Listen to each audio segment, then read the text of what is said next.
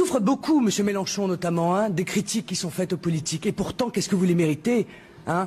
Parce que qui a contribué à faire croire aux Français que l'intégralité des hommes politiques étaient malhonnêtes? C'est vous. Et c'est vous. Parce que, mais oui, bien sûr, votre parti. Mais qui elle est, celle-là?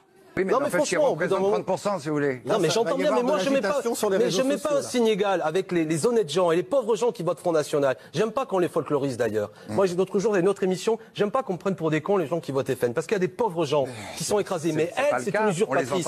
Elle les arnaque. Elle en a rien à foutre du quotidien, en vérité, des Français. La seule chose qui l'intéresse, c'est faire prospérer son petit business. Et honnêtement, regardez les gens. Elle ne propose aucun droit nouveau pour les travailleurs. Fondamentalement, son projet, c'est le capitalisme bleu, blanc, rouge, où les ouvriers français vont être heureux de se faire exploiter par des patrons français. Et ça n'a rien à voir avec le projet de Mélenchon. Aussi par rapport. Oui, mais encore il y a quelques jours, elle va à la Douma rencontrer Vladimir Poutine. Et avant de rencontrer Poutine, elle se promène dans une réunion et elle se fait prendre en photo avec qui? Un député homophobe et antisémite. Et après elle dit ah je savais pas. Moi j'ai vanné, j'ai dit c'est la défense à la Richard Virenque. À l'insu de mon pain gré, on prend des photos avec des antisémites. Mais c'est à cette dame, à ce courant politique que certains veulent confier le pays. Les amis, l'histoire de la France elle est belle quand elle est universaliste, qu'elle se bat pour la justice, l'égalité sociale. Pense donnant dans ceux qui sont quand même historiquement les héritiers de ce qu'il y a eu de pire dans notre histoire.